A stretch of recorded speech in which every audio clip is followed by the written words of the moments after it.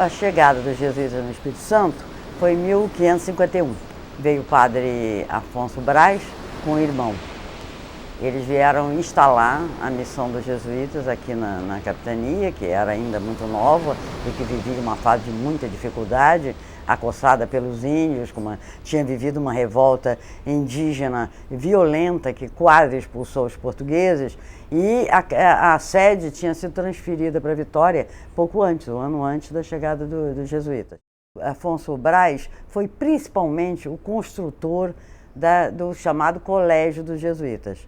Na verdade, era uma casa ampla, e tendo ao lado uma igreja, que servia como residência dos jesuítas e escola de meninos.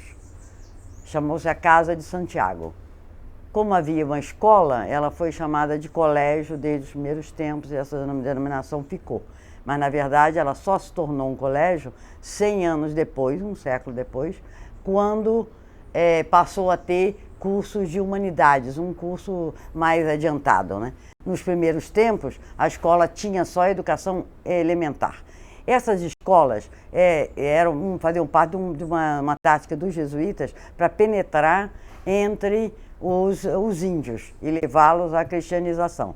Eles então imaginavam construir grandes casas e criar nessas casas numerosas crianças, filhos de índios, que depois criar como cristãos, e eles depois se tornariam agentes de cristianização nas suas comunidades. Esse projeto não pôde ser levado adiante na dimensão que eles imaginavam por decisões, deliberações da cúpula da Companhia de Jesus. Mas sempre mantiveram escola e sempre procuraram ter não só alunos filhos de colonos, como alunos filhos de índios.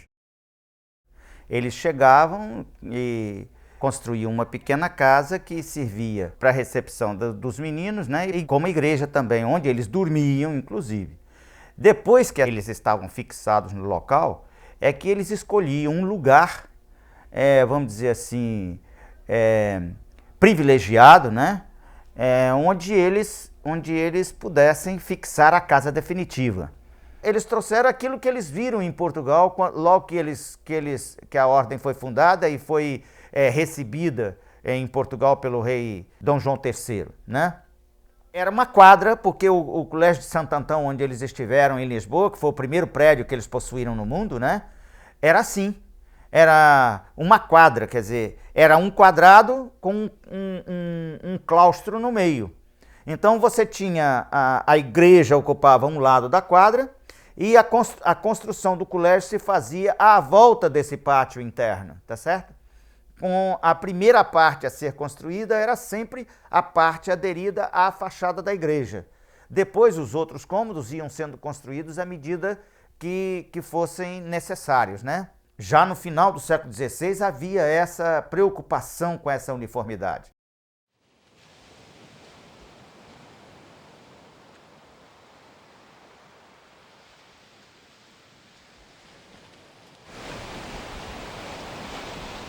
A arquitetura colonial jesuítica, ela é conhecida como arquitetura maneirista, né, que é anterior ao barroco no Brasil, né? O barroco no Brasil, ele vem, claro, depois, né, dele bastante disseminado na Europa, e o barroco, a gente sabe, ele vem com uma série de... Ele é um estilo mais ornado, mais rebuscado de formas e de adornos, e de riqueza também, né, dos materiais, a folha de ouro. Isso ia contra, né, a filosofia que os jesuítas portugueses pregavam aqui. É uma arquitetura feita à maneira, né, de uma arquitetura mais clássica, mas de uma forma muito simples, né, até um pouco severa, porque bastante simplificada, sem ornamentos, né.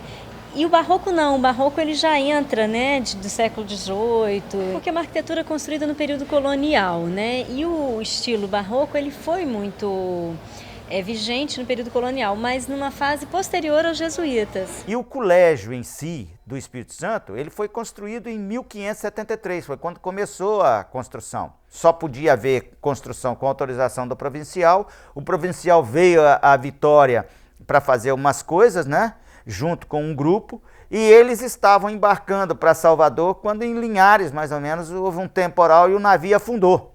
Aí eles retornaram à Vitória, né? E aí, como eles estavam, o provincial estava aqui, viu as dificuldades que eles estavam passando, então escolheu-se o lugar e se construiu o colégio que está aí hoje, né?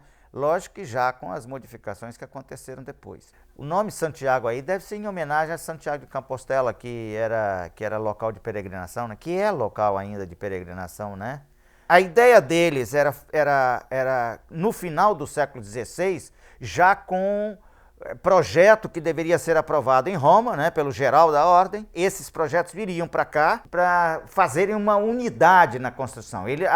Havia a ideia de uma unificação das casas, né, para que eles tivessem todos uma uniformidade, vamos dizer assim. O colégio para os jesuítas em si correspondia a um curso de formação de padres, né, na realidade com a ideia de curso superior, porque padre, Portugal não tinha como mandar, não tinha gente. E eles então tinham que fazer os padres aqui. Essa casa, que era a casa de Santiago, com a igreja ao lado, passou por sucessivas reformas nesses quase 500 anos, né? E é hoje o Palácio Anchieta. A igreja foi demolida no governo de Jerônimo Monteiro. A igreja não sobreviveu. Então hoje a gente entende que o que mais caracteriza o edifício e que o legitima, né, como originalmente jesuítico, é a configuração do pátio interno e as alas que estão em torno dele. Embora a forma como eles se relacionam, o pátio-construção, está completamente alterada também.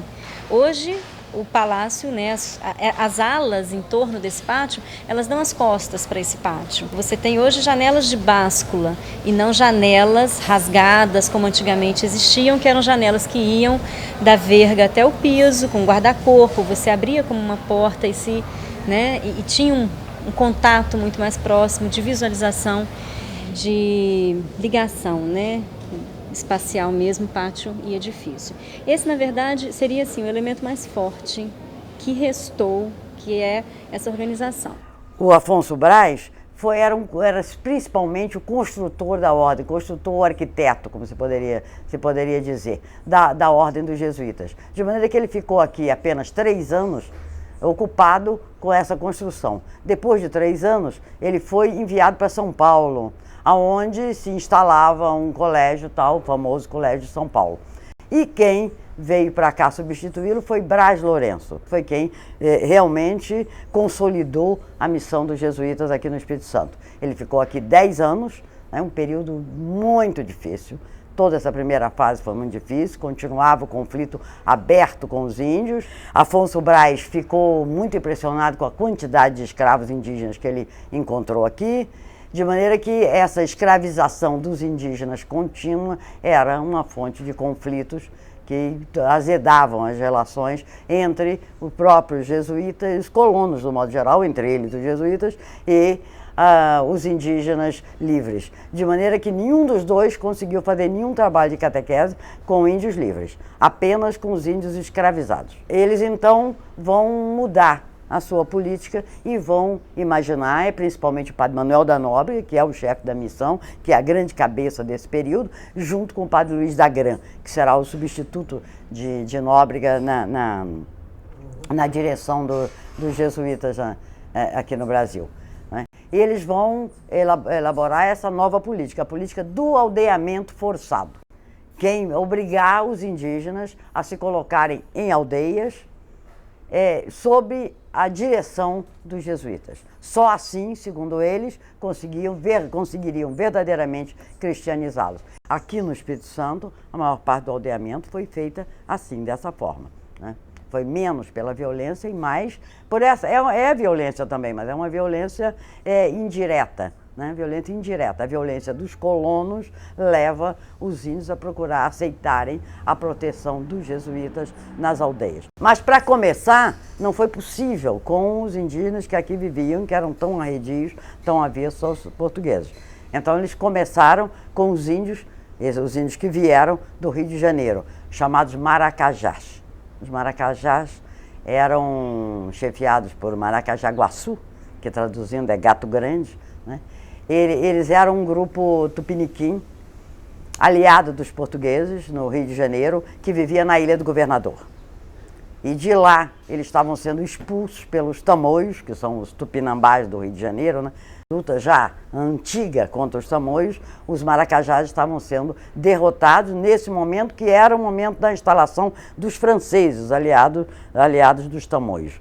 Então, os maracajás vão pedir proteção aqui à capitania do Espírito Santo. E segundo os jesuítas, porque tudo isso é conhecido pelo relato deles, o Vasco Fernandes Coutinho manda 4 navios buscar toda a parentela, olha aí, a parentela, né, de Maracajaguaçu, da Ilha do Governador, que já estava no final da sua resistência, e traz para o Espírito Santo. Pouco depois, com outro grupo, que eram os Temiminós. Os Temiminós também tudo indica, porque é muito confusa essa localização e a origem dos indígenas dessa primeira fase. Mas os Temiminós tudo indica que eram também tupiniquins. Esses Temiminós que vieram do Rio de Janeiro se fixaram nessa outra aldeia, que foi a aldeia de São João.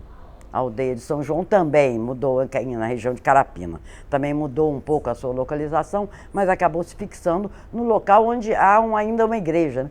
Ainda uma igreja, a igreja de São João, que foi restaurada há pouco tempo. A Capela São João de Carapina é uma capela jesuítica, uma das primeiras construções de jesuítas no Espírito Santo, né? E ela teve, né, como todos os outros monumentos, períodos em que ela foi utilizada e períodos de abandono, em que foi bastante degradada, chegando ao arruinamento. E ela chegou até a década de 80, até final da década de 70, nessa década ela estava sendo utilizada como capela, né? A comunidade utilizava bastante, mas ela estava bastante degradada. Foi-se feito o tombamento dela em 84 para se tentar captar recursos, né, para a restauração. Nessa época ela ainda mantinha de pé a nave da capela e a torre sineira. A capela mor já havia sido arruinada. Não foi uma ruína que se formou com o tempo, ela foi arruinada pelas mãos do homem. E era importante que a gente meio que se manifestasse em relação a isso, não deixasse que isso, né, ficasse dessa forma, como não derrubou, então não se reconstrói porque não se pode reconstruir. Mas não era uma simples reconstrução, era uma reconstituição volumétrica, com todos os critérios dos completamentos não serem exatamente iguais, com o mesmo material dos originais. Então hoje, de uma forma sutil, quem chega ao monumento, um técnico vai conseguir ver o que é novo, o que é antigo, mas a imagem está restaurada. Antes, essa igreja aqui, ela já existia, mas ela existia assim, do modo bem antigo. Ela só abria de ano em ano para algumas atividades, assim, tipo uma missa por ano ou talvez um batizado. E depois, lá pelos anos 73, né, aí foi chegando a comunidade de São João, né, que quis assim reabrir essa igreja em forma de comunidade. E graças a Deus hoje, né, com a força da comunidade, de algumas pessoas aí de boa vontade, nós temos ela hoje aí de pé e temos a intenção, né, de, com as nossas forças, né, conservar esse patrimônio do jeito que ele está hoje.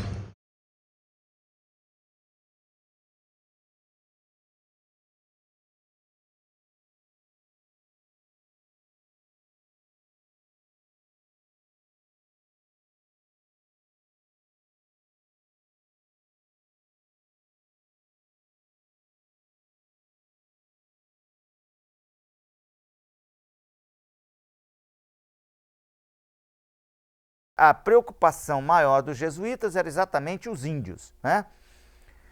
Eles tinham várias aldeias no século XVI, várias aldeias. As residências eram umas de fixação e outras de visita.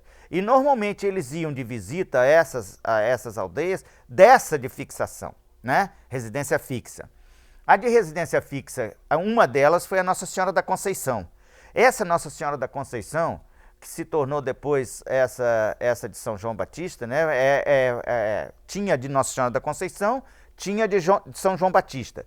E a Nossa Senhora da Conceição acabou abandonada por causa da febre que aconteceu por aqui, né? Foi uma febre que aconteceu, que matou um monte de gente, inclusive alguns padres morreram por causa disso, né?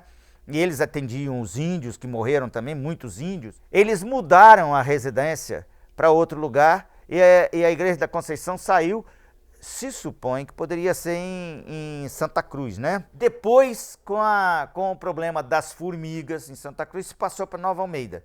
E no sul era em Guarapari, que estava uma igreja que eles tinham de fixas para fazer as visitas às outras aldeias, né?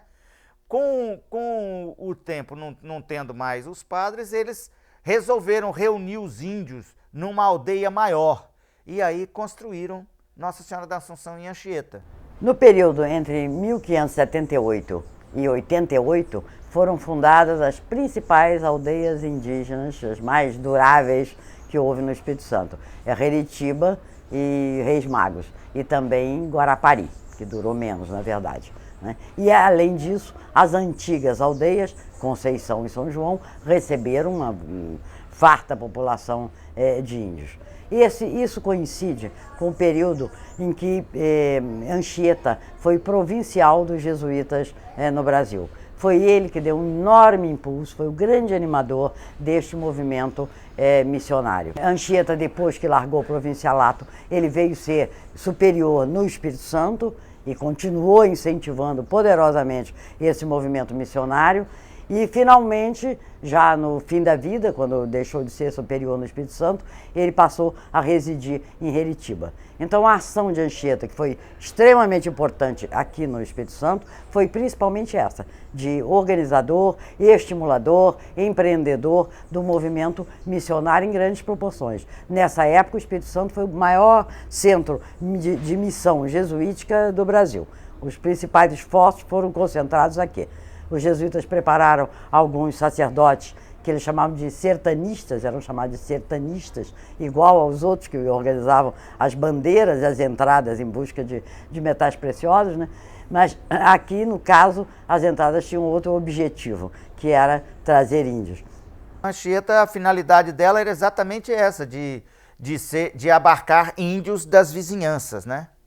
Das proximidades, trazer a maioria. Eles entravam para o interior em busca desses índios. Tanto que Anchieta e Nova Almeida foram as duas maiores construções aqui, exatamente porque eram para pegar os índios da região numa só e não mais ter aldeias de visita, porque eles não tinham gente para essas aldeias de visita, né? Nossa Senhora da Assunção vamos supor, exceção no processo construtivo do Brasil. E não se repetiu, não foi só Nossa Senhora da Assunção. A igreja de São Pedro da Aldeia, no Rio de Janeiro, foi fundada por padres que saíram de Nossa Senhora da Assunção de Anchieta para ir para lá e fundaram lá uma igreja que também tem 3 naves. Então o modelo de 3 naves é uma exceção na arquitetura dos jesuítas no Brasil. E só no Espírito Santo e só na arquitetura jesuítica do Espírito Santo é que existe. Cada construção, a alimentação era importante, cada construção tinha normalmente uma cerca, que era onde eles plantavam coisas para comer, né? Era chamada de horta e pomar. Agora, a de Muribeca e a de Araçatiba tinham finalidades de suprir as deficiências dos colégios e das residências. No caso de Araçatiba, era mais para a cultura da cana, para fazer açúcar, para inclusive vender, né? E a de Muribeca era mais para gado, né? Para alimentação. Com a expulsão dos jesuítas, na realidade a maior riqueza que os jesuítas possuíam, aquilo que rendeu mais dinheiro, não foi o gado, nem o açúcar, nem as casas, nem nada, foi os escravos. Eles tinham escravos negros. E foram os escravos que foi a maior soma na venda dos bens dos jesuítas, no arrematar, né, das coisas que os jesuítas tinham quando foi a leilão. Aqui era uma fazenda, foi fundada pelos jesuítas entre os séculos XVI e XVII. Aqui eles plantavam cana, eles faziam açúcar e exportavam, né? Fizeram um canal no rio Jacarandá para que pudesse transportar através de canoas para Vitória. E depois que eles foram expulsos do Brasil, o Sebastião Vieira Machado, o grande fazendeiro, continuou o trabalho deles, já com os escravos, né? Então tinha 800 serviçais e essa fazenda progredia muito. Chegou uma ocasião a abastecer Vitória de feijão por um ano. Todo o feijão indo de Araçatiba para Vitória. E também sustentava os colégios, né? E ao lado tinha a casa que eram dos jesuítas, né? Onde eles residiam. De lá eles passavam para a igreja. E no outro lado tinha a casa do Sebastião Vieira Machado, diziam os antigos que era um grande casarão, onde ele entrava com as visitas e a família dele para assistir à missa de 2 salões que tem aqui anexos. As paredes foram feitas de pedra, né? Pedra bruta, feita com óleo de baleia, né? Que vinha de fora, e cal também, né? Aquele cal, o meu padrinho contava que o cal vinha em umas barriquinhas pequenas, era importado também o cal, porque naquela época não existia cimento, nem vergalhões, né? Mas eles faziam esse trabalho tão seguro que está até hoje, a gente vendo, não caiu nem nada, nem saiu do nível, né? Era um trabalho muito bem feito mesmo. E as telhas eram feitas na coxa dos escravos, por isso elas não têm um tamanho certo, umas são maiores, outras menores, outras mais largas, outras mais estreitas.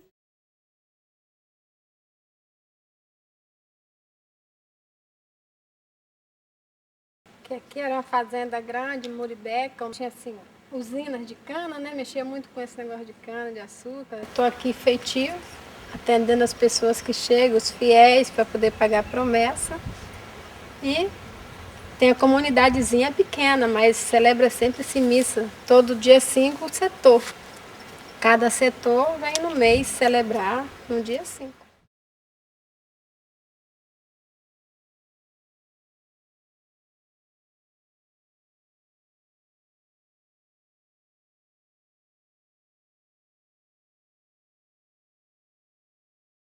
A partir da década de 1720, o interesse dos jesuítas vai ser desviado para outras áreas. É a época da invasão holandesa e depois da colonização do norte do Brasil. Então, o Espírito Santo tem o seu contingente de jesuítas diminuído e a ação missionária aqui praticamente cessa.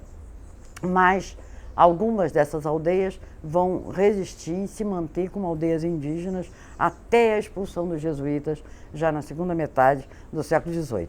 São Reritiba e Reis Magos. Em Guarapari, os jesuítas param de residir, abandonam a residência, embora continuem visitando e pregando. Mais tarde, ainda no mesmo século, já mais para o final do século, Guarapari é transformado em vila, de maneira que perde a característica de aldeia jesuítica. Conceição e São João também desaparecem como aldeias indígenas, mas uma importante população indígena lá ficou e se misturou aos brancos que para lá ocorreram. Normalmente, quem ajudava os padres eram os índios, que na realidade eram escravizados pelos padres, né?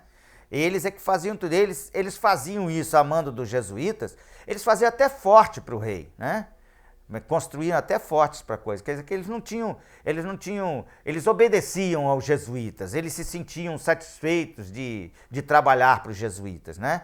Então, mas né, era na realidade um processo de escravidão. Foi isso que os colonos não aceitavam, porque os colonos estavam proibidos ou eram perseguidos pelos jesuítas a respeito da escravização do índio, né? E, no entanto, eles mesmos usavam os índios à torta e à direita.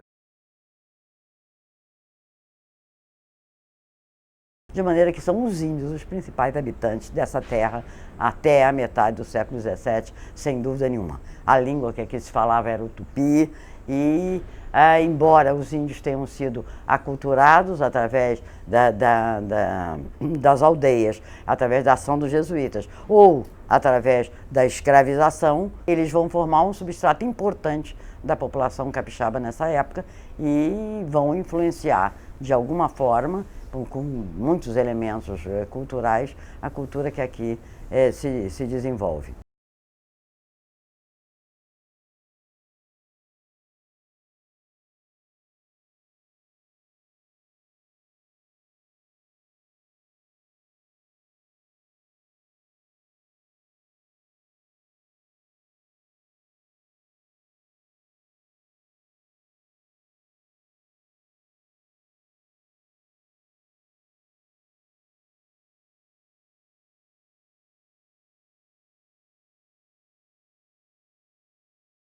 eu tenho uma admiração muito grande pelos jesuítas do século XVI, porque encontrar isso aqui tudo mato, uma terra como a do Brasil, só com população indígena e selvagem, porque havia inclusive canibais, né? E eles enfrentarem o Brasil de ponta a ponta, lutando para implantar os processos civilizatórios deles, a consciência que eles tinham das coisas. Hoje se critica muito o fato dele mudar a civilização indígena, vamos dizer assim, né? Ao passar o indígena, ou tentar fazer com que o indígena se tornasse branco. Essa colocação pode ser questionável, porque a gente faz aquilo que a gente tem pensamento na época, e o pensamento deles na época era essa, e o rei queria isso. Então, a situação dos jesuítas é uma situação muito ambígua. Quer dizer, por um lado, eles querem proteger os índios e cristianizá-los. Isso é importante que a gente entenda. Quer dizer, que para esses jesuítas do período heróico, inteiramente dedicados à atividade missionária, o que contava era a vida eterna, era a salvação eterna. Esta vida tinha pouco valor. Para um homem como Anchieta, por exemplo, essa vida aqui, o sofrimento dessa vida não valia nada. Ele se expunha a todos os sofrimentos, acabou fazendo o seu trabalho. Porque o que contava era a vida eterna. De maneira que, sob esse ponto de vista, numa época de extrema intolerância como era aquela, né? Época das guerras de religião, época da Inquisição, época em que as ideias nossas hoje de tolerância, de democracia, absolutamente não haviam aflorado, né? A violência contra os índios era aceita com naturalidade. Eles povoaram toda a costa do Brasil e foram os únicos que vieram para ficar. Por isso que as obras deles eram feitas para durar enquanto o mundo durasse, né? Era a colocação que eles faziam. As construções dele eram feitas para isso. Tanto que, apesar de terem demolido todo o Colégio de São Paulo, né? Ele foi reerguido. E nós temos o nosso colégio aqui, que nós podemos tirar as colocações que foram feitas posteriores, né? Os enfeites, e vamos encontrar pelo menos as bases, porque as paredes estão lá, né? O espaço está preservado, né? Eles foram expulsos em 1759 e em 1814 já estavam de volta.